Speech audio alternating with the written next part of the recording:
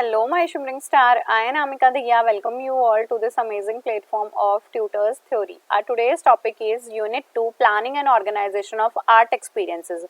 कला अनुभव की योजना और उनका संगठन करना। हम चैप्टर 2.1 की बात करेंगे। हम पहले चैप्टर का planning and organisation of art experiences activities and time table कि हमारी कला शिक्षा है उसकी एक्टिविटीज को हम कैसे ऑर्गेनाइज कर सकते हैं, अनुभव कैसे दे सकते हैं बच्चों को और समय सारणी कैसे बनाएंगे। फर्स्ट ऑफ ऑल बात करूं मैं कला अनुभव art experiences. Art experiences is a process. क्या है हमारे पास ऐसी प्रक्रिया whose fundamental element is no longer the material and mechanical work but of art but rather than the stage of experiences. क्या कहा मैंने यहाँ पे कि कला अनुभव एक ऐसी प्रक्रिया है जिसका मूल ये है कि आपको भौतिक, आपको फिजिकल और यांत्रिक का ही ज्ञान नहीं देना, आपको उन्हें कैसे एक्सपीरियंस करना है उसके बारे में भी पूरे चरण बताना। Art experiences provide vibes which multi-dimensional learning in art experience every step involve of making and decision। मतलब यहाँ पे आप कैसे कार्य कर रहे हो, क्या स्टेप्स इन्वॉल्व हैं, इन सब की आप बातें करोगे। प्लानिंग एंड ऑर्गेनाइजेशन की बात करूं, योजना और संगठन क्या होता है। प्लानिंग का मतलब ये होता है फोरथॉट का मतलब हमारा फोरकास्टिंग टाइप्स की आप जो फ्यूचर में करने वाले हो उसके बारे में पूरी सोच समझ बना लेना। सो इसके अंदर आप प्रोसेस जानते हो सोचने का, ऑर्गेनाइज करते हो कि आपको एक्टिविटी को कैसे संगठित करना है कि आपके जो उद्देश्य हैं, आपका जो गोल था आप उसे अचीव कर पाओ। It involve the creation and maintenance of plan. सबसे पहले आप एक प्लान बनाओगे साइकोलॉजिकल एस्पेक्ट को देखते हुए कि बच्चे की नीड क्या है, बच्चे की साइकोलॉजी क्या है, बच्चे की एज क्या है, मेंटल एबिलिटीज क्या है, उनको देखते हुए आप एक्टिविटीज को प्लान करोगे। प्लानिंग एक बहुत फंडामेंटल प्रॉपर्टी है। हर एक इंटेलिजेंट आदमी जो है प्लानिंग करता है कि आपको जो भी कार्य करना है आप कैसे करोगे। इन द वीकली, मंथली और ईयरली प्लान आपके पास होते हैं जिसके अंदर आर्ट एक्सपीरियंसेस के प्रोग्राम दिए जाते हैं जिसमें आप डे टू डे एक्टिविटी भी करा सकते हो, वीकली एक्टिविटी भी करा सकते हो या मंथली एक्टिविटी भी हम करा सकते हैं। How to plan an art experiences आप कैसे करोगे। मैंने आपको सबसे पहले बोला कि हम बच्चे की साइकोलॉजी को जानेंगे, हम बच्चे के मनोविज्ञान को जानेंगे, बच्चे की नीड क्या है, बच्चे का इंटरेस्ट क्या है, बच्चा इनकरेज कितना है, बच्चा एक्टिव पार्टिसिपेशन करता है या नहीं करता है, बच्चे की एप्रोप्रिएट एक्टिविटी है या नहीं है। सिंपल टू कॉम्प्लेक्स की तरफ जाने की कोशिश हम जरूर करेंगे। मैंने जो भी वर्ड्स बोले बेटा इन्हें आप स्पीड स्लो करके नोट डाउन जरूर से कर लेना। First of all the teacher has to think about art from the teacher to play possibility to plan and introduce something new every day. और हर एक आर्ट टीचर से ये समझा जाता है, ये हमारी क्या है मतलब एक्सपेक्टेशंस है उनसे कि वो कुछ नया कराती रहें। तो एक्सपीरियंस प्रोवाइड करने का मतलब है आपको जो भी एक्टिविटी, जो भी गतिविधियां अपनी कक्षा में करानी है, क्लासरूम में करानी है, आप सबसे पहले उन्हें प्लान करो, एडवांसली उन्हें प्लान रखो और वही जाके रिलेवेंट जो बच्चों के हों आप उन्हें कक्षा में करा पाओ।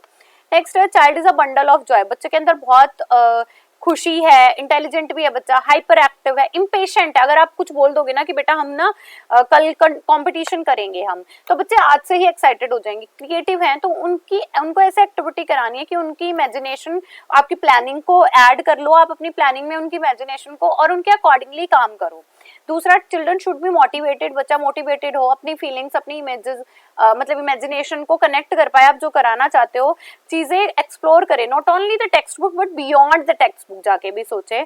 तो यहाँ पे हम क्या करा सकते हैं, बच्चों से ऑब्जर्व करा सकते हैं, एक्सप्लोर करना सिखाओ, एक्सपेरिमेंटेशन सिखाओ, क्रिएट करना सिखाओ और बच्चों को एक टाइम टेबल या शेड्यूल प्रोवाइड कर दो कि आपको इसके अनुसार ही चलना है। Need of weekly, monthly and annual plan. आपको साप्ताहिक, मानसिक और मासिक एवं वार्षिक योजना की क्या आवश्यकता है।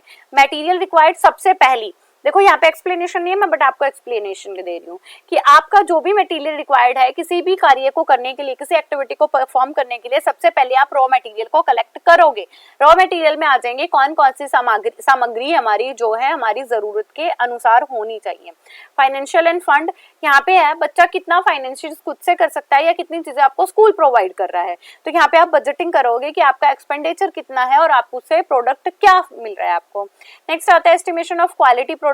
और ये भी जरूर से ध्यान लगाना है आपको कि आपका जो भी प्रोडक्ट आएगा वो क्वालिटी प्रोडक्ट हो। ऐसा नहीं है कि बच्चा ने बनाया और हमने वेस्ट कर दिया, नो, उसकी क्वालिटी भी आपके पास होनी चाहिए and that is also valid for the child कि बच्चे की जो गुणवत्ता, बच्चे की योग्यता पे वो निर्भर करता हो। Every part of activity takes equal time. मतलब अगर मैंने पेंटिंग कराई है तो पेंटिंग का ये मतलब नहीं है कि पूरी पेंटिंग में मैं कह दूं बॉर्डर के लिए 1 मिनट है, आपको पेंटिंग बनाने के लिए 5 मिनट है, फिनिशिंग के लिए आपको 20 मिनट ले, बिल्कुल भी नहीं है। आपकी एक्टिविटी में जो भी टाइम प्रोवाइड किया जाए वो इक्वली डिस्ट्रीब्यूटेड हो, जितना जिस एक्टिविटी को चाहिए।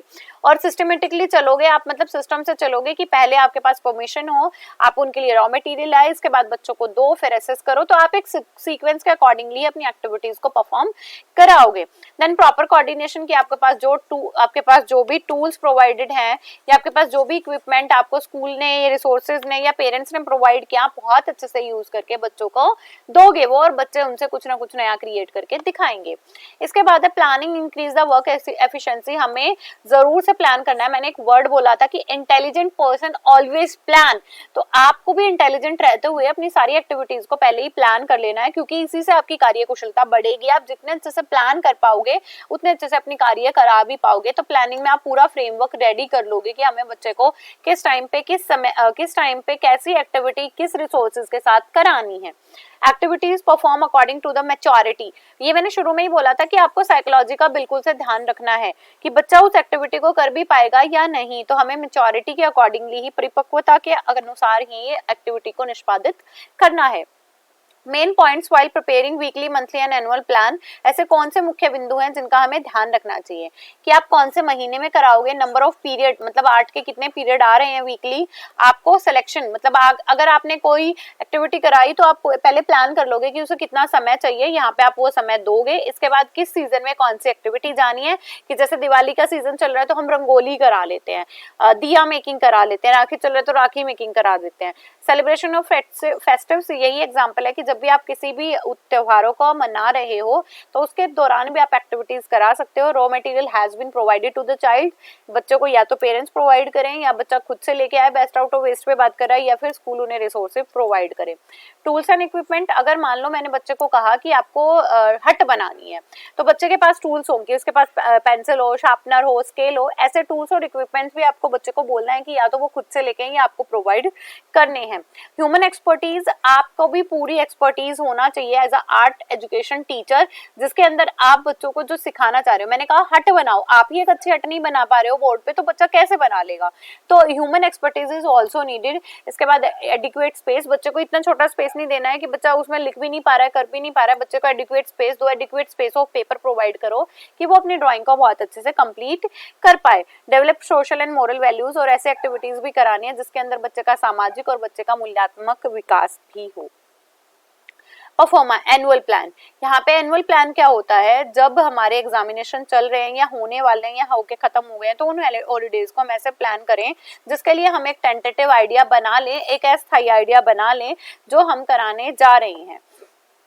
तो एक एग्जांपल है, सीरियल नंबर हो गया मंथ, मंथ में वीक आ गया फर्स्ट, सेकंड और थर्ड, नंबर ऑफ पीरियड 6 और 7, activities thumb painting, glow painting, thread painting. Demonstration करना है इंडक्टिव मेथड से, इंडक्टिव मेथड ही यूज करना है, आपको बच्चे ज्यादा बड़े नहीं हैं।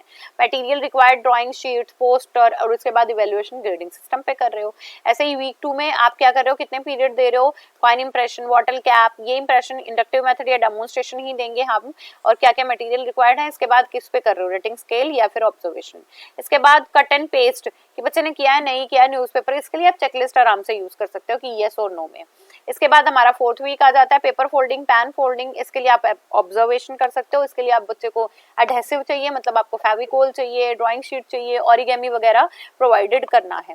अब आता है pro forma for monthly plan. Monthly plan का क्या परफॉर्मा है, मंथली के लिए जैसे फर्स्ट वीक उसमें आप पूरा मंथली प्लान का भी देख सकते थे।